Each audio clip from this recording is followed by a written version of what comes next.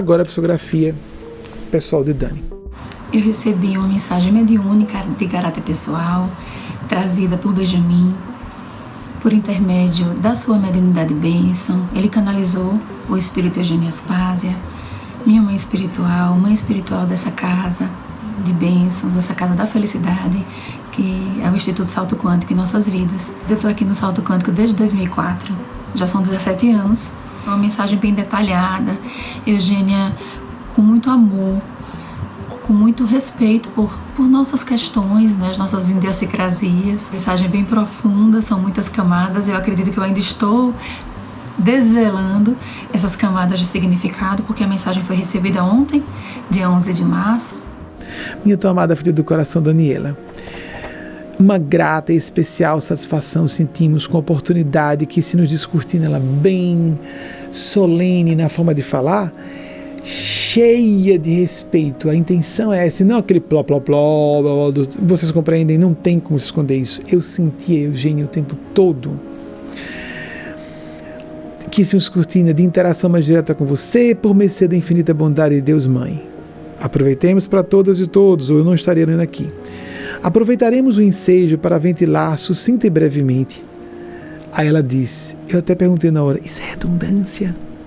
Aí ela disse, permita, não falou comigo, já falou com Dani, permita o pleonasmo, porque o que é sucinto necessariamente é breve, né, gente? Permita o pleonasmo, movido à agonia de pouco falar com quem muito se ama. Então ela quis tornar, usando palavras com significados próximos, reforçar o quanto ela estava triste por falar brevemente, ou sucintamente. Alguns poucos temas, então, sucinta brevemente, alguns poucos temas que consideramos relevantes e nos foram autorizados a aqui serem abertos. E Dani já autorizou abrir para vocês. Temos notado suas dificuldades em preces e meditações, acentuadas nas últimas 2 semanas. Fenômeno passageiro, atenção, como é considerar passageiro, mas com que não se deve preocupar.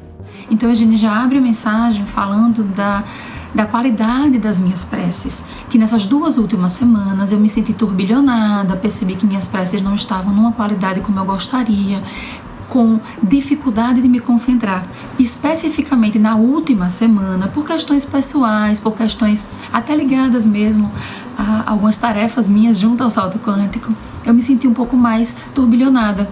E de fato fiquei com mais dificuldade de me concentrar nas preces. Esse foi o primeiro tópico. Apenas não relaxar na disciplina do esforço da atenção com foco no melhor. Esforço esse que deve ser moderado, a fim de não se converter em tentativa de controlar racional e conscientemente o que é por excelência espontâneo, subjetivo e, na mais ampla acepção do termo, místico, por englobar domínios superiores da realidade, incluindo o Ser Supremo. Segundo, as estranhas dúvidas e conflitos quanto ao próprio valor na proficiência profissional dentro do sacerdócio do magistério, que lhe vieram aturdindo o coração por pelo menos 2 meses, aí Dani explicou porque era 2 meses mais e um pouco mais do que 2 meses, exatamente isso, situando o que aconteceu com ela profissionalmente, são completamente infundados, sobremaneira no tópico que mais a preocupou: o trato com os alunos e alunas e seus métodos de conciliação de divergências de pontos de vista, tanto no aspecto doutrinário quanto no científico, no âmbito complexíssimo da disciplina de conhecimento em que se fez, por mérito próprio, ínclita catedrática. Isso mostra o valor que a espiritualidade dá, esse tipo de trabalho de Dani, com o cuidado com os menores infratores, principalmente. Porque, engraçado, são homens negros e pobres normalmente. É uma tristeza, é uma vergonha, é uma indecência, é revoltante. Ter escolhido, né, o magistério como profissão, eu sou professora da Universidade Federal de Sergipe, na área de Direito, dando aula mais especificamente de Direito Penal, e desde 2012 eu venho me dedicando muito aos estudos, à pesquisa, e agora também trabalhando com extensão em justiça restaurativa. Então a Eugênia colocava que eu não precisava me preocupar, porque nesses últimos 2 meses eu vim me questionando sobre a minha proficiência, sobre a minha capacidade no trato com os alunos, e ela tocou também num ponto que me chamou muito a atenção, que eu estava repensando os meus métodos de ensino. A UFES ano passado ficou muito tempo sem aula, até que houvesse os ajustes necessários para que retomássemos as aulas via remota. Então em outubro nós começamos as aulas via remota.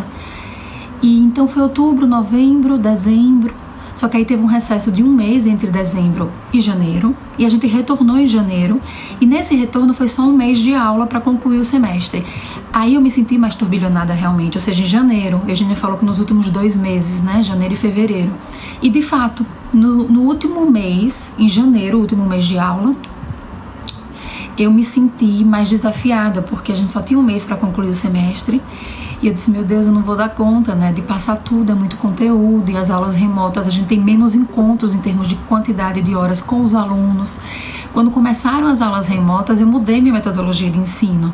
Eu comecei a trabalhar mais a partir de casos concretos, de maneira mais indutiva, partindo da experiência para depois entrelaçar com a teoria. E isso foi muito sensível, essa mudança. Eu mesma me forcei a mudar para que os alunos ficassem mais estimulados a irem buscar o conhecimento, uma vez que não estaríamos juntos em sala de aula presencialmente, uma vez que seriam aulas remotas, são 40 a 50 alunos numa sala. E como que eu iria estimular esses alunos? Tinha turma que estava entrando agora, era a primeira disciplina que iria cursar comigo. Eu digo, poxa, eu nunca olhei esses alunos nos olhos. E fiquei me questionando muito. Esteja ciente de que essas confusões, entre aspas, ela disse, sobre a melhor maneira de se conduzir no intercâmbio com suas jovens discípulos e discípulas, são signo de refinamento psicológico e moral, avultando-se gradativamente, levando-a a divisar sutilezas onde antes não via motivos de ambiguidades ou incertezas no bem proceder, no trato com os alunos e alunas. Um conforto, acho que a palavra melhor é essa, um conforto quando ela disse, olha, não se preocupe, não há motivo para essa sua confusão emocional. Olha, isso é um signo, essa confusão é um signo de refinamento psicológico e moral, que estava me levando a perceber sutilezas que antes eu podia não perceber no trato com os alunos, dirimindo conflitos que são naturais, né, em sala de aula. Nesses últimos 2 meses, né, como ela bem colocou, uma outra atividade minha, não exatamente de graduação e pós-graduação, que eu dou aula na graduação e dou aula no mestrado também na universidade, mas também trabalho em cursos de extensão. E tem um curso de extensão que para mim é muito importante.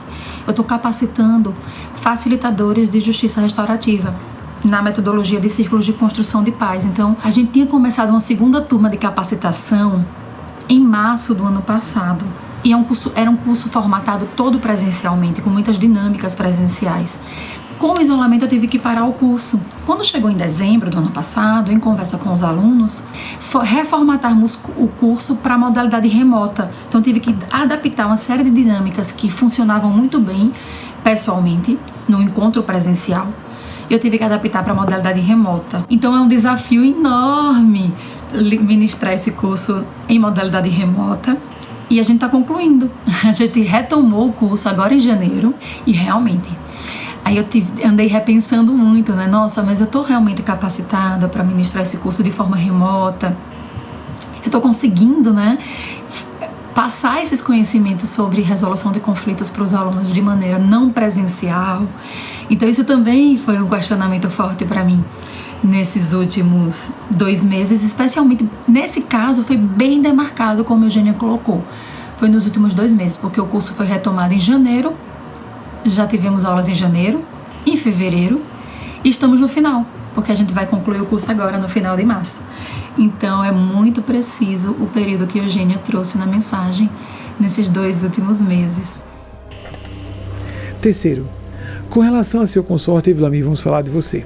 Com relação ao seu consorte, o receio, que internamente parecia quase motivo de riso em vez de contrariá-la, o que lhe causou certa surpresa pelo que conhece de si mesma, de que estivesse se inclinando com o passar do tempo a posturas mais tradicionais de esposa resignada e paciente, não desfruta igualmente de qualquer lastro na realidade de sua dinâmica conjugal. Não só porque Vlamir é um cavalheiro respeitoso, Vlamir, olha que beleza, ela está dizendo você, um cavalheiro respeitoso e que de fato a ama com dignidade, ou seja, não ama com respeito a tudo que ela é, e não só um aspecto, mas por inteiro, mas também porque nem você nem ele têm silenciado suas diferenças de opinião ou sentimento quando surgem. Então não está havendo inclinação à moda antiga. Apenas estão ambos mais tranquilos na gerência de seus diálogos. Essa questão lhe vem bailando a mente, aí já ela faz outro estabelecimento de tempo. Essa questão lhe vem bailando a mente por um pouco mais de tempo, para mais de 6 meses, apenas agravando-se no último período de poucas semanas, desde a cirurgia a que ele foi submetido. A gente que tem uma vida profissional, eu sou professora da Universidade Federal de Sergipe, uma série de atribuições de pesquisa, de ensino, de extensão, orientação de mestrado, dissertações para corrigir, artigos para escrever e publicar, livro, né, para escrever e publicar. Então é muita coisa. Tenho acumulado muitas tarefas em casa, inclusive com as crianças, até mesmo a limpeza da casa, e eu e meu companheiro, né, Vlamir, dividimos essas tarefas, mas sempre eu, como mulher, sinto-me mais sobrecarregada. Eu comecei a pensar sobre essas questões, esses tensionamentos, né, do papel do homem, do papel da mulher dentro do cenário doméstico, e conciliar tudo isso, a minha vida profissional extremamente intensa, com a sobrecarga de trabalho que o isolamento social nos trouxe, porque eu e Vlamir, a gente combinou de comum acordo que a gente não ficaria com funcionária aqui em casa nesse período. E isso vira e mexe, a gente tem que voltar a ajustar. Acontecem tensionamentos entre nós dois, conflitos. Curiosamente também, meu grupo de pesquisa atual trabalha a questão da mulher. Então eu tenho lido muito sobre feminismo com os alunos, e toda essa questão da cultura do patriarcado, de como a mulher acaba sendo relegada a um papel de subalternidade. Então muitas leituras críticas nesse sentido, e às vezes eu parava e pensava, ai meu Deus, eu sou uma fraude? Porque como é que eu falo tanto dessas questões e aqui em casa eu ainda sinto que estou sendo sobrecarregada de alguma forma? Não fique preocupada com isso, porque você sempre fala as suas questões, suas inquietações. E o seu companheiro, ela até se referiu a ele como um cavalheiro respeitoso, ele também fala quando ele está incomodado. Às vezes eu consigo tirar humor, às vezes eu não fico tão humorada assim, tão bem-humorada, porque é um tema muito delicado. Então ela trouxe com leveza e com bom humor um tema que pra mim é muito delicado. Um dia disso eu tava conversando exatamente isso com o Vlamir. Olha, Vlamir, mas eu não quero, né, passar para as crianças um modelo de família, né, de família do século XIX, do século XX, em que a mãe se sobrecarregava mais e que o pai era um mero ajudante quando ajudava. Eu disse, não, a gente precisa compartilhar realmente os papéis, né? Eu não quero que você seja um ajudante.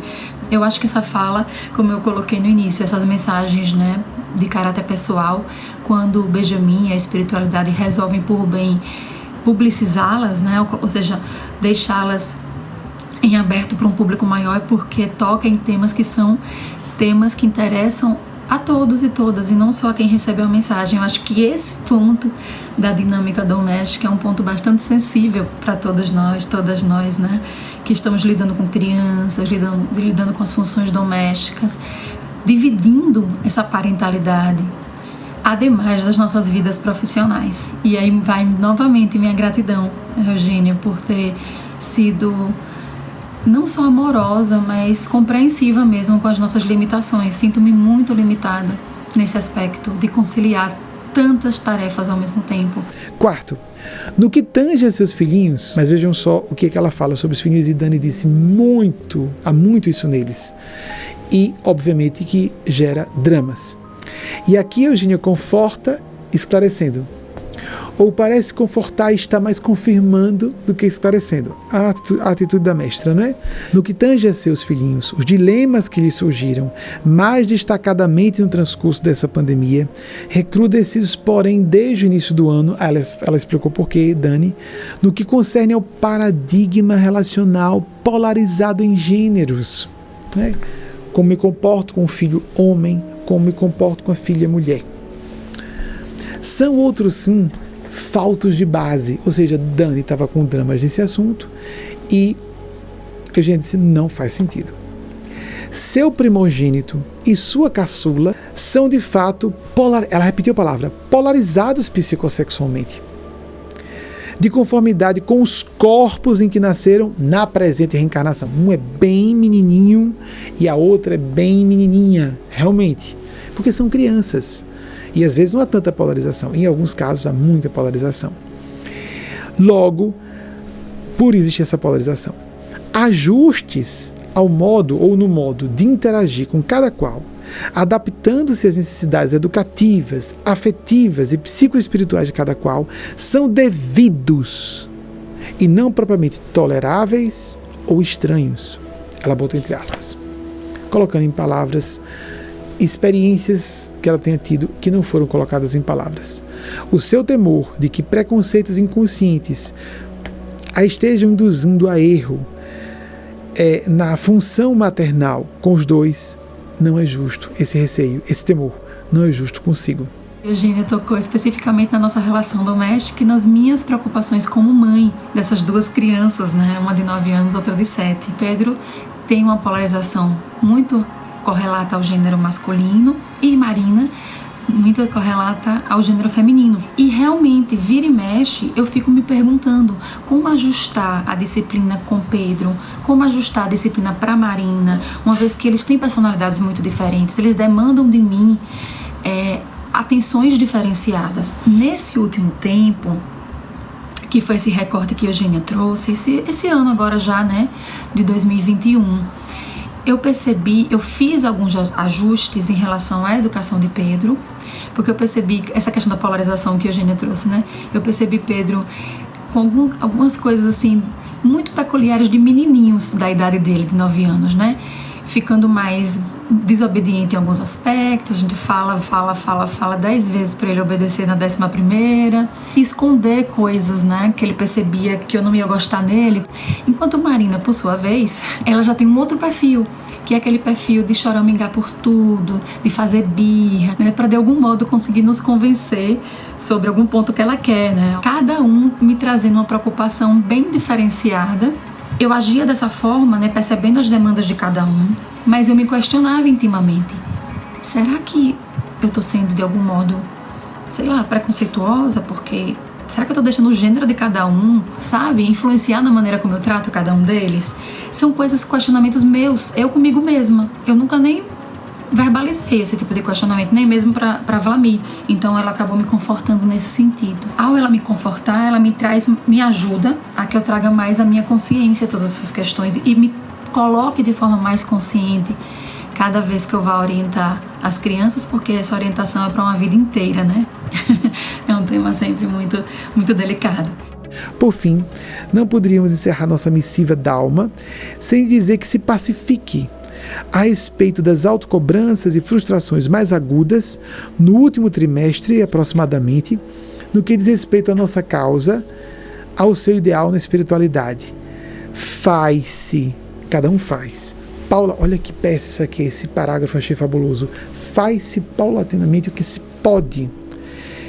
E com o mínimo de zelo e vigilância, o que não se realiza agora pode ser concretizado melhor adiante.